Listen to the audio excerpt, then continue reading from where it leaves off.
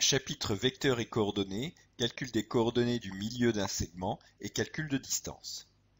Le plan est muni d'un repère orthonormé, c'est-à-dire axe perpendiculaire et même unité sur chacun des axes. On donne les points A, B, C et D, calculer les coordonnées du milieu de AC et du milieu de BD, les distances AC et BD et en déduire la nature du quadrilatère A, B, C, D. On peut commencer par placer les points dans le repère, ce qui permettra de contrôler les calculs graphiquement. A, abscisse 2, ordonnée 1. B, abscisse moins 4, ordonnée moins 1. C, abscisse moins 5, ordonnée 2. Et D, abscisse 1, ordonnée 4. Coordonnées du milieu de AC, donc abscisse de A plus abscisse de C sur 2, moyenne des abscisses, et moyenne des ordonnées. Ici, il suffit de remplacer donc XA par 2, XC par moins 5, abscisse du milieu de AC, moins 3,5, c'est-à-dire moins 1,5. De la même façon, ordonnée du milieu de AC, ordonnée de A plus ordonnée de C sur 2, 3,5. De la même façon, milieu de BD, abscisse de B plus abscisse de C sur 2, et ordonnée de B plus ordonnée de D sur 2.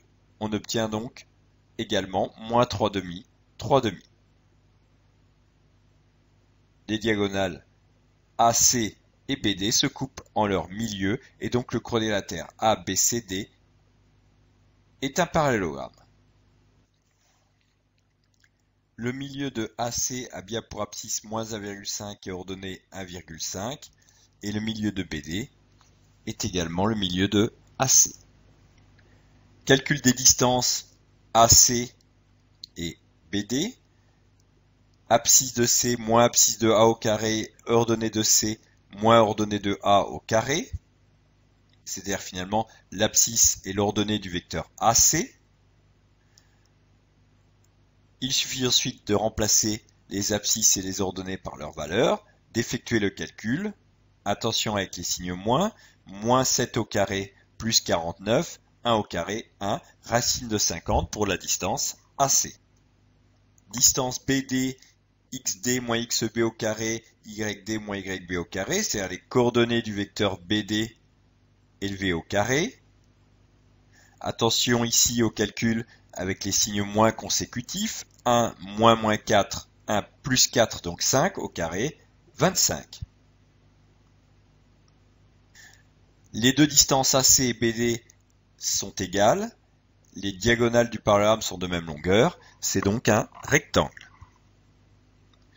On peut aussi calculer la distance AC en calculant d'abord les coordonnées du vecteur AC, c'est-à-dire XC moins XA et YC moins YA. On obtient donc moins 7 et 1.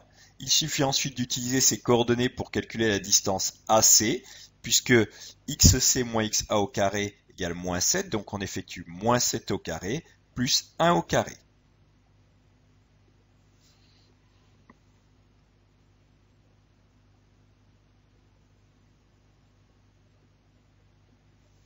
On peut donc utiliser cette technique pour montrer qu'un quadrilatère est un parallélogramme en justifiant que les diagonales se coupent en leur milieu, et ensuite qu'un quadrilatère est soit un rectangle si les diagonales sont de même longueur, soit un losange si l'on a deux côtés consécutifs de même longueur.